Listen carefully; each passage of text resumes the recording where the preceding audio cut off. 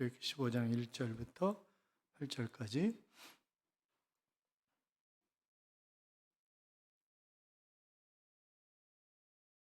교도하겠습니다. 제가 1절 있습니다. 이때 모세와 이스라엘 자손이 이 노래로 여호와께 노래하니 일러스되 내가 여호와를 찬송하리니 그는 높고 영화로우시며 말과 그 탄자를 바다에 던지었음이로다. 여호와는 나의 힘이요 노래시며 나의 구원이시로다. 그는 나의 하나님이시니 내가 그를 찬송할 것이요 내 아버지의 하나님이시니 내가 그를. 여호와는 용사이시니 여호와는 그의 이름이시로다. 그가 바로의 병거와 그의 군대를 바다에 던지시니 최고의 지휘관들이 홍해에 착륙. 깊은 물이 그들을 덮으니 그들이 돌처럼 깊음 속에 가라앉았도다. 여호와여 주의 오른손이 권능으로 영광을. 여호와여 주의 오른손이 원수를. 주께서 주의 큰 위엄으로 주를 거스리는 자를 엎으시니이다. 주께서 진노를 발하시니 그 진노가 그들을 지푸라기 같이 사르니이다. 주의 콧김에 물이 쌓이되 파도가 언덕같이 일어서고 큰 물이 바다 가운데 엉기니이다. 아멘. 같이 인사하겠습니다. 주의 이름으로 잘 될 것입니다. 더 잘 될 것입니다. 끝없이 잘 될 것입니다. 아멘. 예배의 자리에 나오신 여러분, 하나님이 여러분과 동행하심으로 이 한 주간도 행복한 좋은 날들이 될 줄로 믿습니다. 스타벅스가 사용하고 있는 로고는 그리스 신화에 나오는 이 사이렌의 상반신의 모습입니다. 사이렌은 아름다운 노래로 뱃사람들을 유혹하는 거죠. 그래서 배를 난파시키는 인어 요정입니다. 노랫소리를 듣는 사람이 헤어나오지를 못하는 거예요. 그래서 그 소리에 이끌리다가 암초에 부딪혀서 결국 죽음에 이르게 된다는 그런 전설을 가지고 있습니다. 당시 선원들은 사이렌의 재앙을 피하기 위해서 귀를 막 밀랍으로 틀어막고 막 그러는 거죠. 몸을 두때 기둥에 묶고 지나가는 거예요. 그런데 노래가 얼마나 혼을 쏙 빼는지 바로 그리로 가겠다고 발부동치는 그런 모습이 호모의 오디세이에도 기록되어 있으니까 하여튼 대단한 거죠. 한 번은 제자인 체이슨이 제자들과 함께 사이렌을 섬을 지나가게 되었습니다. 어떻게 하면 유혹을 이길 것인가 생각한 끝에 당대 검은고를 제일 잘 타는 올회이오스와 함께 가기로 했습니다.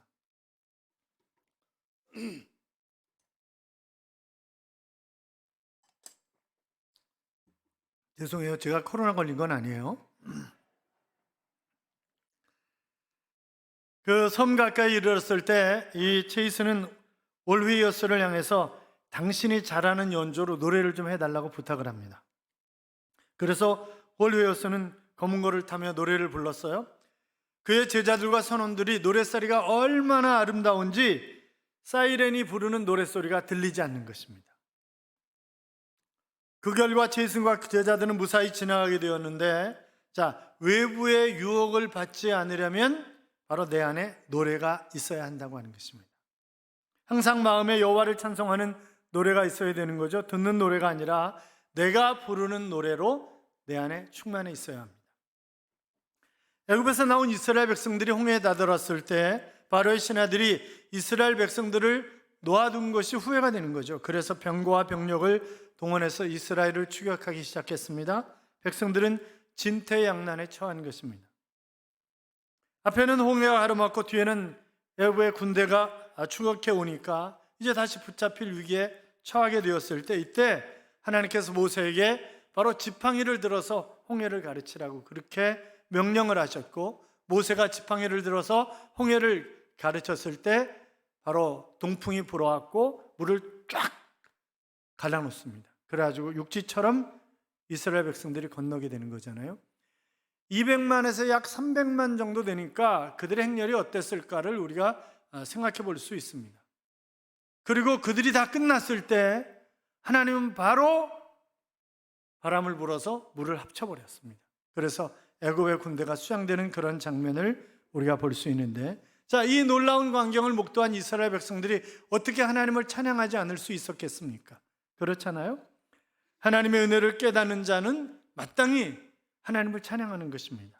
본문에 보면 하나님의 도우심으로 홍해를 걷는 이스라엘 백성들의 노래가 이제 쭉 15장에 나와 있는 거예요. 우리가 이것을 모세의 노래라고 그렇게 이야기를 합니다만 여기 반복되는 단어들이 있어요. 내가, 나, 또 그의, 그, 여호와 하나님, 이런 단어들이 계속 반복되고 있는 것을 볼 수 있는데, 나라고 하는 것은 바로 이 찬양을 부르는 주체를 나타내는 거죠. 모세와 이스라엘 백성들은 내가 여호와를 찬송하리니 그랬습니다. 여러분, 우리가 여호와를 찬송하리니가 아니라 내가 여호와를 찬송하리니 라고 하는 거예요. 그러니까 우리가 부르는 찬송 이전에 내가 부르는 찬송이 되어야 한다고 하는 것입니다. 내가 먼저 감동이 되어 찬송을 불러야 합니다. 다 함께 노래를 불러도 바로 나의 노래로 찬송을 해야 하는 것입니다. 또 여호와라고 하는 단어는 찬송의 대상을 밝히는 거잖아요. 즉 모세의 노래는 하나님께 드리는 각 사람의 찬송이었던 것입니다.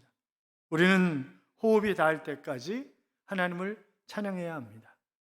베풀어 주신 하나님의 은혜를 찬양해야 되는데, 그러기 전에 하나님의 하나님 되심과 하나님의 위대하심을 우리가 먼저 인정하고 찬송을 해야 하는 것입니다. 그럴 때 비로소 하나님을 향한 진실한 찬송이 되기 때문에 그렇습니다. 내가 여호와를 찬송하리니, 자, 내가 여호와를 찬송해야 될 이유가 뭐예요? 그것은 첫째로 바로 여호와 하나님이 나의 힘과 구원자가 되셨기 때문에 내가 그 하나님을 찬송하는 것입니다. 자, 2절 봐요. 같이 읽어요. 여호와는 나의 힘이요 노래심에 나의 구원이시로다. 그는 나의 하나님이시니 내가 그를 찬송할 것이요 내 아버지의 하나님이시니 내가 그를 높이리로다. 아멘. 자, 나의 힘이요 노래시기 때문에, 나의 힘이기 때문에, 나의 구원자이시기 때문에 노래하겠다, 그런 말을 하고 있죠. 나는 나를 포기하지 않는다라고 하는 책이 있습니다. 식물관에서 깨어나서 꿈을 이루기까지 기억을 만든 빅토리아 알렌의 이야기가 써 있는 그런 책인데, 수영을 좋아했던 이 빅토리아 알렌이 11살 때 갑자기 자기 면역 질환으로 뇌 손상을 입게 됩니다. 극기와 의식 없는 식물 인간 상태가 되었어요. 의사는 회복할 가능성이 없다고 뇌사 판정을 내렸습니다. 그러나 가족들이 포기하지 않는 거예요. 집으로 데려와서 끊임없이 찬송가를 불러주고 성경을 읽어주는 것입니다. 4년째 되던 2010년 빅토리아가 의식을 회복하는 그런 기적이 일어났습니다. 그런데 의사소통이 가능해졌을 때, 자기가 그동안 식물인간이 되어서 누워있을 때 가족들이 들려준 그런 찬송, 그 성경 말씀을 다 기억한다는 거예요. 기억이 난다는 거예요. 의식은 돌아왔는데, 그런데 척추신경이 손상을 입어서 휠체어를 타고 생활하는 것입니다. 너무 괴로운 거예요, 자기가. 왜? 내가 좋아하는 수영을 할 수 없으니까 너무 괴로운 거죠. 가족들은 그녀의 몸이 수영했던 그것을 기억하고 있을 것이다 라고 생각을 하고, 너무 괴로워하니까 그를 들어서 수영장에 확 던져버렸습니다. 그랬더니 자기도 모르게 막 수영을 하는 거예요. 그래가지고 그가 2012년 그 런던의 패럴 올림픽에 참석해서 100m 자유형에서 금메달을 땁니다. 대단한 거죠. 이후에도 걷기 위한 노력을 쏟아냈고, 그 결과 병에 걸린 지 10년 만에 기적적으로 일어서서 걷게 되었습니다. 2015년 미국 스포츠 방송 ESPN에 입사해서 캐스터가 되고 배우, 모델, 강연자로 그런 행복한 삶을 살아가고 있습니다. 그리고 틈이 날 때마다 나의 힘이 되신 하나님을 간증하는 것입니다. 여러분, 하나님은 당신을 의지하는 자에게 힘이 되어주시는 하나님이십니다. 힘든 일 있으십니까? 불가능한 일에 막혀 있습니까? 나의 힘이 되시는 하나님을 찬양하시기 바랍니다. 그 하나님께서 놀라운 그런 역사를 우리에게 주셔서 일어나게 하실 것입니다. 시편 18편 1절 이하에 보면, 나의 힘이신 여호와여 내가 주를 사랑하나이다. 여호와는 나의 반석이시요 나의 요새시요 나를 건지시는 이시요 나의 하나님이시요 내가 그 안에 피할 나의 바위시요 나의 방패시요 나의 구원의 뿌리시요 나의 산성이시로다 했습니다. 자, 이 모세와 이스라엘 백성은 신비한 하나님의 힘과 구원을 체험했잖아요. 홍해를 가르시고 애국 군대를 물에 수장시켜 버리신 그 하나님, 우리를 건져내신 구원하신 그 하나님을 찬양하는 것입니다. 여러분, 하나님을 찬송해야 할 이유는 나의 힘이 되시고 나를 구원하신 그 하나님을 찬송하는 것입니다. 우리도 마찬가지잖아요.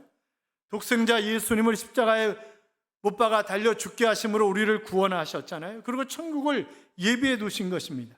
또 우리를 통해서 세계를 구원하시고자 하는 그런 계획을 하나님이 세워놓으셨는데, 이런 놀라운 일을 하셨고 또 구원을 계획하신 그 하나님을 왜 우리가 찬양하지 않겠습니까? 그렇잖아요. 보배로운 피를 흘려 영영 죽을 죄에서 구속함을 얻은 우리 어찌 찬양 안 할까라고 하는 그런 찬송이 있는 것처럼 우리는 찬양하지 않을 수 없습니다. 중심에서 감격과 함께 터져나오는 찬송은 오직 구원의 은혜를 깊이 체험한 사람만이 드릴 수 있는 그런 찬송입니다. 유진 클락이라고 하는 사람이 있어요. 이 사람이 유명한 복음성가 50곡과 칸타타 2곡을 썼습니다. 그의 찬송은 빌리그람 집회 때 많이 불려졌습니다. 그런데 그는 42살 때 시각장애인이 된 것입니다. 심한 신경통으로 하반신마저 마비되는 불행을 겪었습니다. 그러나 하나님을 향한 그의 영혼은 더욱 순수해졌고 은혜로운 마음으로 찬송이 끊임없이 떠오르는 거예요. 유진 클락의 찬송은 사람들에게 감동을 주었고 많은 사람들의 영혼을 구원해냈습니다. 그는 이렇게 얘기를 합니다. 찬송은 작곡이나 연주의 기술보다 자기의 혼이 얼마나 반영되어 있느냐에 따라서 능력이 나타나는 것입니다. 그렇게 얘기합니다. 생명을 다하여 작곡하고 하나님이 나의 구원자이심을 노래했더니 바로 수없이 많은 사람들의 심령에 그 진한 감동을 주었고, 그의 그 노래를 듣는 사람들마다 주님 품에 가고 싶은 그런 마음이 생겨났고, 그래서 수없이 많은 사람들이 구원을 받게 된 것입니다. 기적이 있어서 찬송하는 것이 아니라 찬송하면 기적이 일어나는 것입니다. 홍콩에 있는 교회가 한인교회죠. 대한민국에 있는 그 유명한 목회자들을 전부 초청해서 집회를 했습니다. 그런데 한 해는 온누리교회 찬양팀을 초청을 해가지고 일주일 내내 다른 것 아무것도 안 하고 찬양 집회만 하는 거예요. 그런데 그때 받은 은혜가 그 어떤 부흥회 때보다 훨씬 더 많은 은혜를 받았다고 하는 것입니다. 우리도 어느 날 그냥 낮 예배를 찬양만 하는 걸로 한번 해볼까요? 별로 얼굴이 그러신 것 같은데 5월 달에 가서 한번 그렇게 하도록 하겠습니다. 5월 달에 가서 한번 그렇게 해봐요. 그러니까 찬양대도 한 2곡 정도 준비하고 찬양팀도 한 2곡 정도 준비하고 외부에서 또 와서 하고 이렇게 해서 완전히 찬양 예배를 오전에 한번 드리는 그런 시간을 갖도록 하겠습니다. 사랑하는 여러분, 그 어려운 상황 가운데 있다 할지라도 나의 힘이 되신 하나님, 나의 구원자 되신 하나님, 그 하나님을 찬송함으로 놀라운 하나님의 기적을 어려운 상황 가운데서 체험하여 다시 일어서는 그런 역사가 여러분 삶 속에 끊임없이 일어날 수 있기를 주님의 이름으로 축복합니다. 뿐만이 아니라 그 하나님이 나의 권능자이시기 때문에 내가 그 하나님을 찬송하는 것입니다. 자, 6절 봐요. 6절 같이 읽어요. 여호와여 주의 오른손이 권능으로 영광을 나타내시니이다. 여호와여 주의 오른손이 원수를 부수시니이다. 여기에 오른손은 하나님의 능력을 상징하는 그런 손이죠. 아빠와 아들에 관한 짧은 이야기 3개를 여러분에게 들려드리겠어요. 첫째 이야기는 목욕탕에서 생긴 일인데 이미 오래전에 들은 그 유머 가운데 하나입니다.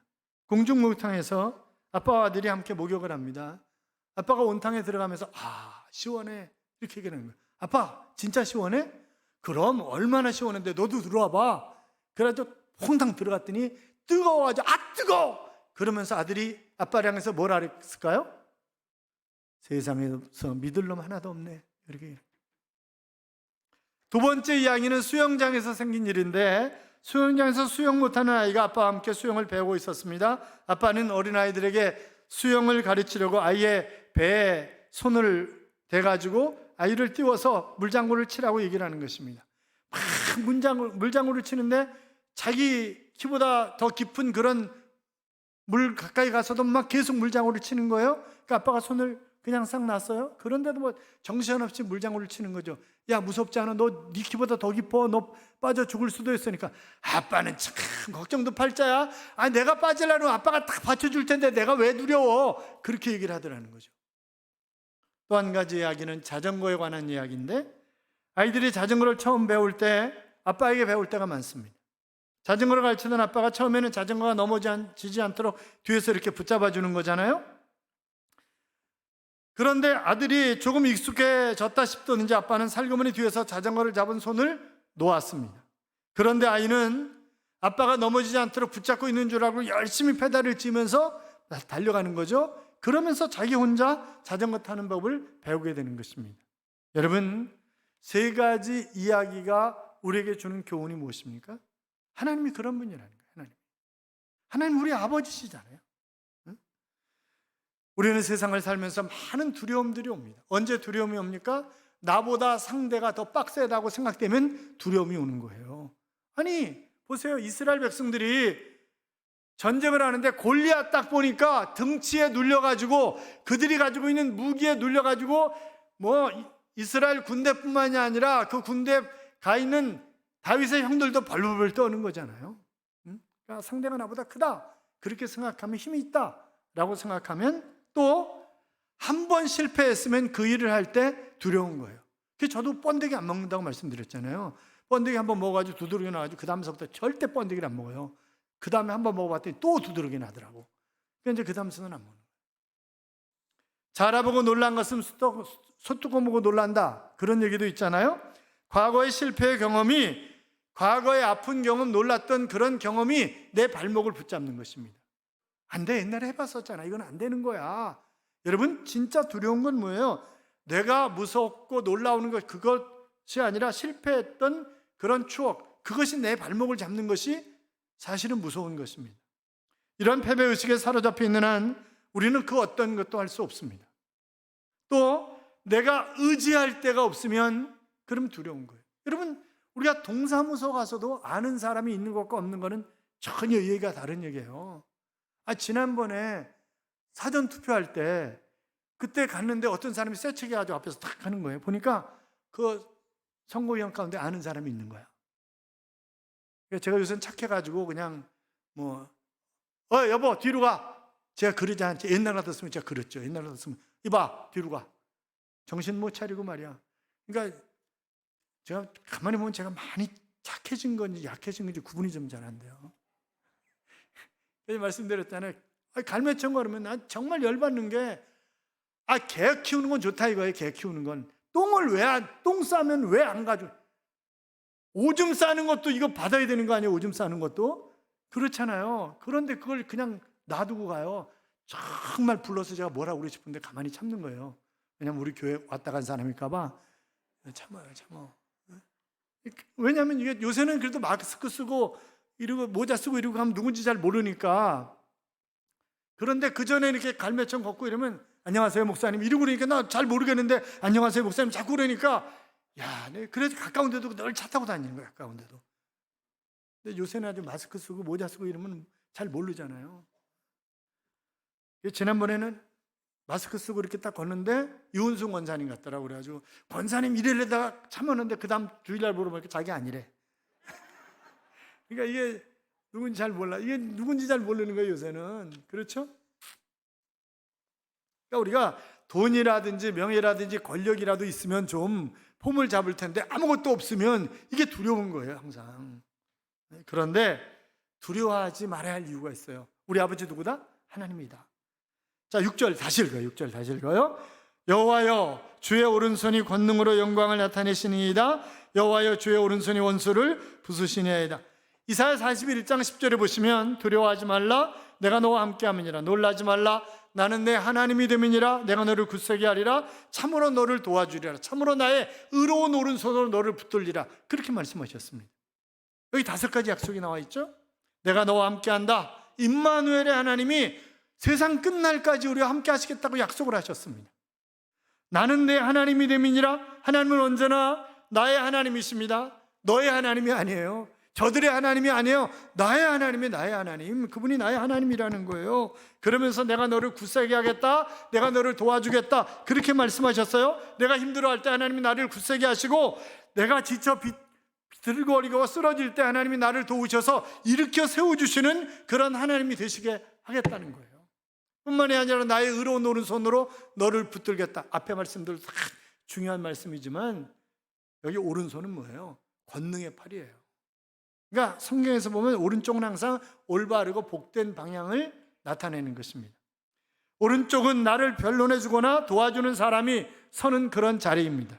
그러므로 오른손이란 위엄과 권능과 영광과 명예를 뜻하는 그런 표현인데, 오른손은 구원의 손이고 정의의 손이고 재능의 손이고 맹세하고 서약하고 선언할 때 사용하는 그런 손입니다. 그러므로 오늘 하나님의 오른손이 나를 붙들어 준다라고 하는 말은 하나님의 권능과 위엄과 능력이 나와 함께 하시겠다고 하는 그런 약속 아니겠어요? 사랑하는 여러분, 우리가 세상에서 어떤 실패와 좌절과 질병과 고통을 당한다 할지라도 두려워하지 않고 놀라워하지 않을 수 있는 이유는 하나님의 오른손이 나를 붙들어 주시기 때문에 그렇습니다. 그러니까 우리가 찬양해야 되는 거죠. 자, 출애굽을 방해하는 원수의 악한 행위가 하나님과 게임이 되겠습니까? 게임이 안 되는 거죠. 마지막 순간까지 바로가 쫓아왔지만 그의 마병과 병거들은 하나님께서 바람 한번 살짝 부니까 그냥 물이 합쳐져가지고 물에 수장되고 말았습니다. 얼마나 놀라운 능력이냐 말이죠. 모세는 하나님의 능력을 찬송하면서 하나님의 행하신 역사를 강조했습니다. 전능하신 하나님께서 이스라엘 백성을 위하여 베풀어 주신 기적은 오늘도 얼마든지 우리에게 베풀어 주시는 것입니다. 하나님의 손에 의해서 악한 원수들이 한순간에 홍해 가운데 사라지게 되는 그런 하나님의 능력을 목격한 이스라엘 백성들은 그 감격을 노래했습니다. 그 하나님이 누구라고요? 다시 하나님은 나의 아버지십니다. 두려워하지 마십시오. 하나님을 찬양하십시오. 권능의 손이 우리와 함께 하실 줄로 믿습니다. 뿐만이 아니라 하나님이 나의 인도자이시기 때문에 그 하나님을 찬양하는 거예요. 자, 17절 봐요. 같이 읽어요. 주께서 백성을 인도하사 그들을 주의 기업의 산에 심으시리이다. 여호와여, 이는 주의 처소를 삼으시려고 예비하신 것이라. 주여, 이것이 주의 손으로 세우신 성소로소이다. 아멘. 여러분, 내가 계획한 대로, 내가 방향을 짜놓은 대로 이게 움직이면 얼마나 좋겠어요. 우리가 늘 계획을 세우면서 살아요. 시험 볼 때도 계획을 세우잖아요. 제가 그전에 군대 5년 갔다 와가지고 공부할 때는요, 그때는 장학금을 타지 않으면 안 되는 상황이니까 시험 볼 계획을 일주일 동안 어떻게 해서 시험 보기 직전에 모든 것을 다 완전히 끝내놓는 거예요. 그리고 시험 때는 가서 놀아, 도서관에서 막. 그러니까 아니 어떻게 맨날 노는데 성적은 좋으냐 도대체. 제가 노는 게 아니죠. 이미 다 끝내는 거예요. 계획을 세워놓고 다 끝내는 거죠. 여러분, 마찬가지잖아요. 취직을 할 계획을 세우고, 결혼을 할 계획을 세우고, 집을 살 계획을 세우고, 노후에 관한 계획을 세우고, 죽을 계획 빼놓고 나머지 계획 다 세우는 거 아니에요? 그렇잖아요. 그런데 계획대로 되냐고. 이게 계획대로 안 되는 거지. 우리가 지난 2년 동안 힘들었던 게 뭐예요? 그나마 그전에는 계획대로 이렇게 갔는데 지난 2년 동안 계획은 완전히 무용지물이야 이게. 그렇잖아요. 이제 풀릴 것 같다 그래가지고 또 이음만 장로한테 빨리 식당에 전화, 그 식당 하는 사람한테 전화 걸어가지고 식사 준비 시키라고. 그런데 또 아니야. 그러니까 계속 2주간 후엔 다 푼다며요. 마스크 빼는 건 빼놓고 가봐야 알아. 도무지 믿을 수가 없어. 그렇잖아요. 이게 안 되는 거예요. 다 계획대로. 잠언 16장에 보면 하나님이 이렇게 말씀하셨어요. 1절에 마음의 경영은 사람에게 있어도 말의 응답은 여호와께로 말미암느니라. 3절에 보시면 너의 행사를 여호와께 맡기라. 그리하면 네가 경영하는 것이 이루어지리라. 9절에 보면 사람이 마음으로 자기의 길을 계획할지라도 그 걸음을 인도하시는 이는 여호와시니라. 33절에 보면 제비는 사람이 뽑지만 모든 일을 작정하시는 분은 여호와시니라. 그러니까 우리가 내 지식, 경험 이거 가지고 소용없다니까요. 하나님이 틀면 틀어지는 거예요.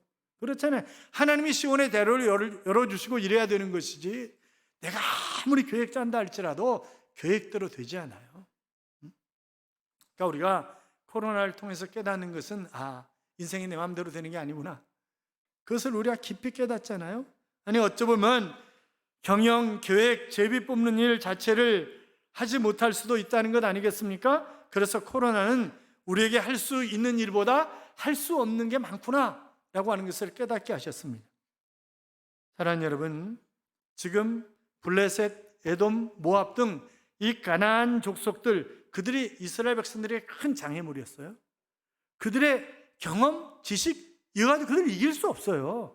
그들은 노예로 살아왔어요. 그들은 또 가나안 족속들은 아주 전쟁에 능한 사람들이에요.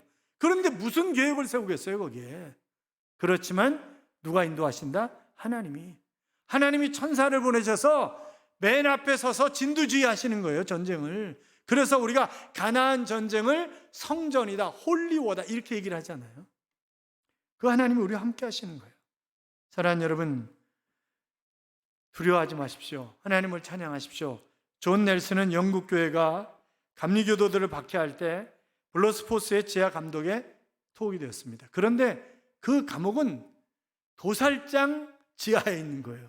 그러니까 도살장에서 소, 돼지 이런 걸 잡으면 그 피가 그 밑으로 흘러내리는 거예요. 그러니까 피냄새, 여러 가지 냄새들 때문에 정신을 차릴 수가 없는 거죠. 그런데 자기가 정말 하나님을 깊이 찬양했더니 냄새가 안 나더라는 거예요. 그래서 자기는 날마다 하나님을 찬양하면서 정말 그 지하 감옥이 천국이었다 이렇게 얘기를 하고 낙원이었다고 그렇게 고백을 하고 있어요. 사랑하는 여러분, 혹시 우리가 지금 코로나라고 하는 어둠에 갇혀 있는 것이 하나님의 뜻에 불순종하고 내 고집을 내세우고 나의 계획과 방향대로만 가려고 하다가 이 코로나라고 하는 풍랑을 만난 것은 아닌지 우리 자신을 가만히 되돌아보아야 합니다. 하나님께서 요나를 큰 물고기 속에 집어넣으신 것이 요나를 죽이려고 하신 것이 결단코 아니잖아요. 하나님의 뜻을 깨닫고 방향을 바꿔서 니느웨에 가서 다시 그가 하나님의 말씀을 전하도록 하기 위해서 자기 사명을 깨닫도록 하기 위해서 하나님이 그렇게 하신 것 아니겠냐 이 말이죠. 그러니까 우리가 이 코로나를 겪으면서 나를 향하신 하나님의 뜻이 무엇인가라고 하는 것을 깊이 묵상해 볼 필요가 있습니다. 예레미야 10장 23절에 보시면 사람의 길이 자신에게 있지 아니하니 걸음을 지도함이 걷는 자에게 있지 아니하나이다.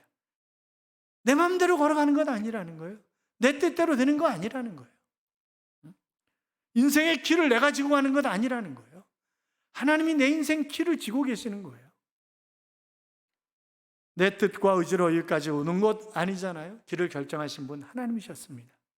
내가 오늘 이렇게 이 자리에서 예배를 드릴 수 있는 것도 전적인 하나님의 은혜인 줄로 믿습니다. 사랑하는 성도 여러분, 내 경영대로 되지 않는다고 원망하고 내가 세운 계획대로 이루어지지 않는다고 불평하지 말고 내가 걷는 이 걸음이 꼭 옳은 길이라고 내가 제비 뽑은 것만이 정답이라고 그렇게 생각하지 말자고요. 이를 이루시는 하나님, 인도하시는 하나님, 그 하나님을 찬양하며 살자고요. 하나님을 향한 찬송을 여러분은 어떻게 부르시고 계십니까? 기쁨이 없이 입술만 달짝거리는. 제가 이제 집사님 5예배 왜 안 나와요? 그랬더니 전 찬양이 싫어서 안 나옵니다. 그러시는 분이 계세요. 앞에 계속 찬양하잖아요. 그래서 안 나와요. 오래전에 이제 그러시더라고요. 우리가 이 땅에 존재하는 이유가 하나님을 찬양하기 위해서 존재하는 거예요. 이사야에서 보면 그렇잖아요. 하나님은 나에게 어떤 하나님이십니까? 나의 힘이 되시고 나의 구원자 되시는 하나님이십니다. 그분은 권능의 하나님, 능력의 하나님이십니다. 그 능력을 하나님이 나에게 주신단 말이죠. 그 하나님 나의 인도자 되시는 그런 하나님이십니다. 그 하나님을 높이 찬양함으로 하나님이 나와 동행하셔서 어떤 어려운 상황 가운데 있다 할지라도 그것을 멋지게 딛고 일어서서 하나님을 경배하는 그런 하나님의 자녀들이 되시기를 주님의 이름으로 축원합니다. 축원합니다. 이미 몇 주 전부터 광고를 드렸던 것처럼 오늘은 신학교 주일입니다. 여러분, 정말 좋은 목회자들이 나오지 않으면 한국교회는 희망이 없습니다. 신학교에 지원을 안 합니다. 모든 신학교가 다 미달입니다. 제가 신대원장 할 때 신입생이 300명이에요. 그런데 300명 중에서 45명인가가 없더라고. 어디 갔냐니까 딴 데도 붙어 딴 데로 갔대. 미달된 데가 많아가지고 다 가는 거예요. 그때는 거기도 미달이 안 되는데 그래서 2학기 때 그냥 넘치도록 채웠습니다만 모집이 안 돼요 지금. 그래서 계속 장신대학원도 그렇고 학생 수를 줄이고 있어요. 모집이 안 돼. 그래서 총회는 이번에 학생들을 모집해서 그냥 전액 장학금을 주고 도서비도 주고 이러면서 학생들을 키우기로 했어요. 그게 안 되면 한국교회 없는 거예요 내일이. 그렇잖아요. 그러니까 우리도 힘들고 어렵지만 커피 한 잔 덜 먹고 점심 한 번 덜 사 먹고 그리고 우리가 헌신을 하자고요. 그래서 후학을 키우자고요. 이런 찬양이 있죠. 나의 힘이 되신 여호와여, 내가 주님을 사랑합니다. 주는 나의 반석이시며 나의 요새시라. 주는 나를 건지시는 나의 주 나의 하나님, 나의 피할 바위시요 나의 방패시라. 나의 하나님, 나의 하나님, 구원의 뿌리시요 나의 산성이라 라고 하는 그런 찬양입니다. 그렇습니다. 그분은 나의 힘이 되시고 나의 산성이 되시고 나의 구원의 뿌리 되시고 나의 피난처가 되시는 하나님이십니다. 일평생 그 하나님을 찬양하시기를 주님의 이름으로 축원합니다. 축원합니다.